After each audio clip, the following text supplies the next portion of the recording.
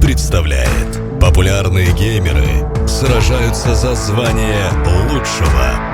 И только ты решаешь, кто победит. Следи, голосуй, выигрывай призы.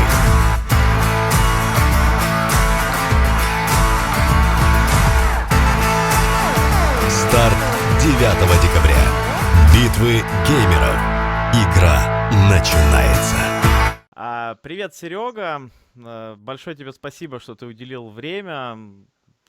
Твоя команда через 2 дня буквально, да, или 3 вылетает уже непосредственно в Америку. Скажи, пожалуйста, как много вы готовились? Привет, Сень. Даже сейчас мы тренируемся, когда я даю интервью. У нас сегодня предпоследний день наших тренировок. Тренировались примерно с 8 числа. То есть около 10 дней у нас тренировочных было. Из них 1 день выходной. То есть 9 тренировочных дней. Много это или мало? Вот если сравнивать с другими турнирами, с другой вашей подготовкой. Ну, этот буткемп был, наверное, самым продуктивным и самым, скажем так, сильный в плане подготовки за, не знаю, наверное, за года 4. Почему ты так считаешь? То есть ты реально видишь какой-то результат, если сравнивать, опять же, с вашей буткемпы? Я тебе могу рассказать, как мы готовимся. Давай я расскажу, как мы готовимся. Окей, чтобы все поняли, что мы проделаем вообще на буткемпе. Значит, мы встаем в 12, точнее как, у нас в 12 сбор, мы все встаем примерно в 10:30, в 11, мы должны уже сходить в душ, поесть, привести себя в порядок, и мы с 12 часов дня начинаем наш тренировочный процесс. Примерно каждый день меняется, мы разбираем тактики, мы используем карты, которые распечатали, делаем тактические какие-то перемещения на картах, смотрим демки и играем 2 на 2, а им ДМ там с информацией. И это мы делаем где-то примерно часа 4. В день мы играем от 6 карт, это в зависимости от дня мы смотрим, хватает ли нам тактического разбора, либо не хватает.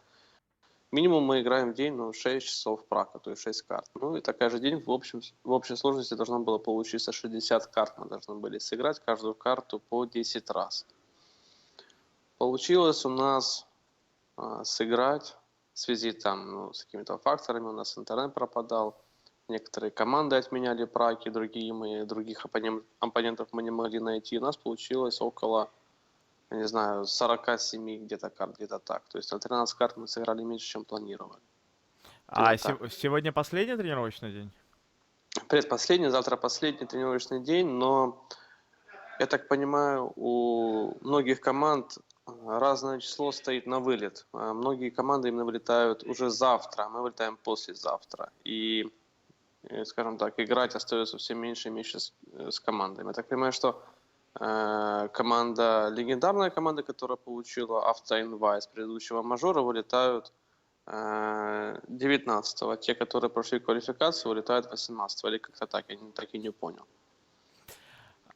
Скажи, вот те турниры, на которых вы играли, а это, по-моему, Эпицентр, один из последних, потом у вас какой-то был отдых, потом вот последний, напомню, что Окленд. было. Окленд. В общем, там немного чего поменялось в связи с вашей игрой. Постоянно, скажем так, критика льется и лилась в довольно узкий мап-пул. То есть у вас хороший там был, по-моему, только Мираж, и то как-то он стал хромать к Окленду. И уверенность была, по-моему, в Дасте 2, да, насколько я помню, такая хорошая. Что поменялось? Опять же, подготовил ли ты Cobblestone, который, не играть на про-уровне, никак нельзя, и там нужно обыгрывать очень серьезные команды. Да, я согласен с тобой, Сень, что некоторые карты у нас хромали, и, должны, наверное, все понимать, что все карты одинаково хорошо, тебе очень тяжело играть. Ты должен к этому стремиться, но все равно у тебя будут есть свои любимые карты, которые ты чувствуешь себя прям уверенно. Это у нас такие, это как Overpass, к примеру, у нас там стрик очень большой, 11 побед подряд. У нас до этого был Трейн с сильной картой, но мы на последних 2 турнирах, это как Окленд и та же Атланта, это был Е-лига у нас была. Мы проиграли эти Трейн, потом у нас какой-то был спад, плюс у нас еще был Кобул и Дас, которые мы якобы не очень хорошо играем. Но это все в общем сказывается то, что мы просто плохо тренируемся. Тренировочный процесс у нас плохой. То ли не хватает времени, то ли желания, то ли какие-то факторы, которые просто влияют на это. А сейчас к этому турниру мы постарались подготовить все карты на одном уровне. Мы действительно проделали очень большую работу. И посмотрим, как оно будет на мейджоре. Полгода назад вы решили взять Симпла в команду, ушел Зевс. В итоге Сиз стал капитаном. Сиз не должен был становиться внутриигровым капитаном-лидером, но вынужденно стал им, потому что в Альфа изменили правила. Опять же, не все у него получалось. Вот ты как тренер, который смотришь из-за спины на всю эту картину, готов ли Сизд управлять и, опять же, вот в критических моментах сможет ли он совладать собой и руководить грамотно командой? Тут, скажем, да, Денис к этому был не совсем готов. Это так получилось принудительно, скажем так. Но готов ли капитан? Я скажу, что тут больше зависит от команды, готова ли она принять Дениса как лидера, как капитана и полностью ему довериться. Если это случится, то Денис спокойно сможет сделать. У нас был первый турнир после этого правила, когда пришел к нам Саша в команду Simple, мы его в Нью-Йорк выиграли. И, скорее всего, у нас после того, скажем так, триумфа пошел некий спад внутри нашего коллектива. Мы выиграли, все у нас классно, а в это время наши противники начали тренироваться в 2 раза лучше, в 2 раза сильнее, усерднее, чтобы нас догнать, и потом мы на 2 чемпионатах даже не смогли выйти из группы, что являлось провальным. Мы проиграли Эпицентр, потом не вышли из группы в Окленде и не вышли из группы, по-моему, на Е-лиге, проиграли СК тогда. Соответственно, у нас появились новые чемпионы на этих турнирах. У нас Е-лигу выиграли, по-моему, Астралис, если мне не изменяет память, а Окленд выиграли, я уже не помню, правда, кто. В общем, у нас сейчас на киберспортивной сцене, на ПКС творится полный какой-то хаос. Никто не может на 100% сказать, какая команда сейчас выиграет этот мажор, и даже сам турнир. Победители турниров сами неизвестны, и все, кто занимается прогнозами или какими-то такими штуками, не могут сказать на 100%, кто выиграет. Даже те же оптики, которые появились, тоже. Были они на про-сцене, были тут басы, начали выигрывать тут турниры. То есть тот, кто сейчас выиграет мажор, никто не знает. А с кем вы тренируетесь? Какой уровень команд? Сейчас стараемся мы тренироваться со самыми сильными противниками, но, скажем так, не всегда получается, потому что, к примеру, Virtus.pro, Envy и Mousesports — это те командами, которыми мы не тренировались вообще. Envy не поехали на китайский турнир. Virtus.pro тоже на этот турнир поехали. Godsend не поехали на этот турнир, они не тренировались. Fnatic они вообще не тренировались, они только играют FPL. Тренировались с такими командами, как Liquid, у них буткемп в Нидерландах. Тренировались ex-Dignitas, которые сейчас North называются. Дальше FaZe, СК, которые тоже приехали на буткемп, по-моему, в Германию. И с таких сильных, кого еще можно выделить? Собственно, все. С Ашером мы ни разу карты не сыграли, с Flipside мы тренировались. С Астралис мы вообще не играли. Они сказали, что мы на тренировке придумываем антитактики, и мы под противников подстраиваемся, и мы не хотим с вами тренироваться, даже на тренировках. Так что они с нами отказались играть. Собственно, вот эти все команды, с которыми мы играли. А все остальное — это, скажем так, тир 2 команды, типа как Orgles, там А какие-то получалось больше МК. 50 на 50 где-то в соотношении с, ну, с средними командами и топовыми, или больше с топовыми все-таки тренировались? Мы старались тренироваться с топовыми, но Но по факту вышло 50 на 50. учитывая, я тебе объясню, учитывая, что э, ты можешь сыграть за 10 дней, ну, максимум ты можешь сыграть с одной командой, ну, там, ну, 12 карт, максимум. Если будет уже больше идти, а по новой системе мейджора ты понимаешь, что можешь в следующий тур сыграть с кем угодно.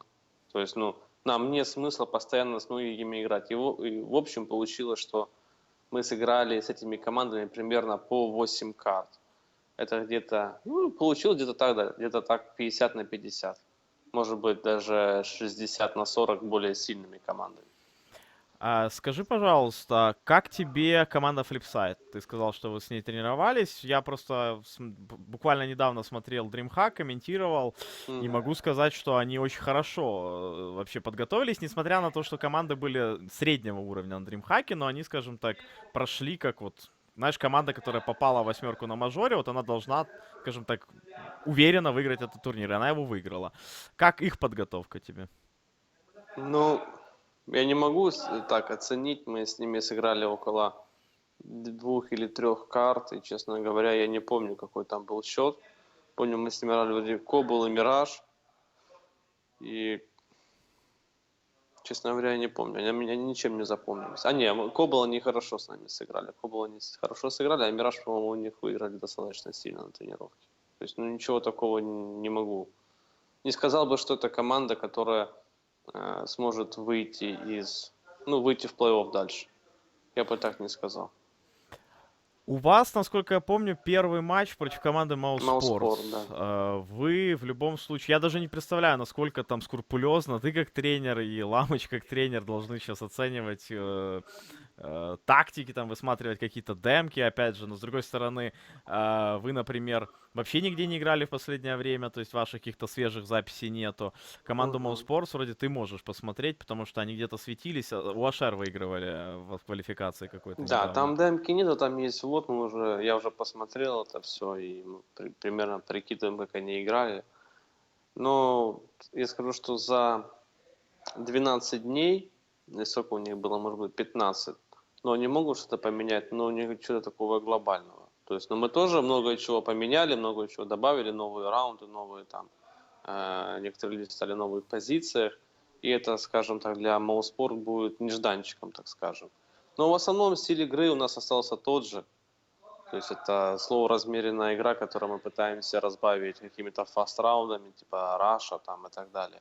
Но в основном действительно 15 дней это мало, чтобы что-нибудь серьезно действительно там измениться в команде. Я по поводу моуспортов, а мы конкретно, мы за это время успели даже много чего поменять. Скажи, пожалуйста, как тебе вот новая эта швейцарская система, так называемая? Доволен ли ты, что поменяли наконец-то, ну, как по мне, эту устаревшую групповую, когда по одной карте все играли друг с другом? Или все-таки тебе ближе старая система? Я думаю, что эта система будет по справедливой, действительно, те места, которые выходят с первого места, они являются фаворитами. Ну, скажу так. А потому что тут, ну, скажем, меньше рандома, потому что ты можешь сыграть, ну, с кем угодно, и действительно выиграет тот, кто этого заслуживает. А по старой системе ты играешь там первое место, играешь четвертым, там потом выходит. Ну, как-то она мне не так нравится, как это. Я думаю, что эта система действительно она по справедливой будет. Скажи, вот очень много раз бывало такое, что команда круто готовится, как вот вы, да, там отличный буткемп, там немерено часов, вот буквально у меня в паблике недавно там по статистике, что 220 часов у Флейме в Counter-Strike, ну, в общем, вы тренируетесь ужасно много. И вот что-то пойдет не так, и турнир как бы провалится, да, не дай бог. Как мне кажется, это может очень, в любом случае, потом сыграть хорошую, позитивную роль на следующих турнирах, да, их будет потом масса. Но мы все тоже знаем, что мейджор очень сильно может повлиять и на команду, и на некоторых игроков. Если вдруг провалится все-таки Нави на мажоре, чего ожидать? Будут ли замены, или все-таки вы продолжите вот эти тренировки и выльется это в победу на каком-то следующем чемпионате мира? Ну, смотря что такое провал для Нави. Если это провал, закончить турнир с 0-3, то у Не, ну, нас наверное, есть топ-8, я думаю. Топ-8 и не дальше. топ-8. Ну, это выйти из группы, да? Да. По нынешним меркам выйти из группы уже действительно достижение. Учитывая, какая стоит нынче обстоятельства на просцене, как я говорил раньше, ты даже не знаешь, ну, ты знаешь, что победить на этом турнире? Как ты думаешь? Этого никто не знает, потому что у нас 10 чемпионатов, 10 разных Да, победителей, вот и... как ты думаешь, что выиграет его? Ну, я просто пальцем в небо ткнул, что ликвиды возьмут 3-0. Кстати, вот ликвиды в Амстердаме, ты говоришь, вы с ними тренировались. Да, мы Как, сейчас с ними играем. как вообще, могу я в золотую медаль прогнозиста выбить? Ну, думаю, у тебя нет шансов. Мы большинство поставили, что эта команда ни одной игры не выиграет. Ага, то есть я вообще, ну, ткнул не туда. Ну, Чуть-чуть хорошо. промазал. Давай последние вопросы. Твои вот такие прогнозы, чисто вот пальцем в небо. Кто команда 3-0 выиграет, 3-0, 0-3 проиграет? Я думаю, 3-0. Это австралийцы должны сделать.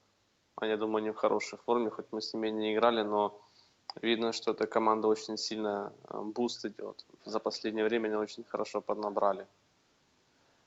Команда такая, как, возможно, Фейс сможет это сделать, тоже пойти 3-0. И команда Нави, конечно же, сможет пойти 3-0, если они не встретятся ни с одной, ни с той командой. Но я считаю, что эти три команды, они могут выиграть турнир. То есть Астралис, Фейс и Нави, я думаю, они смогут выиграть. Я чисто сужу из тренировочных игр наших. Ну, конкретно с Фейс. Еще могут, конечно, эти ребята с Норф удивить всех.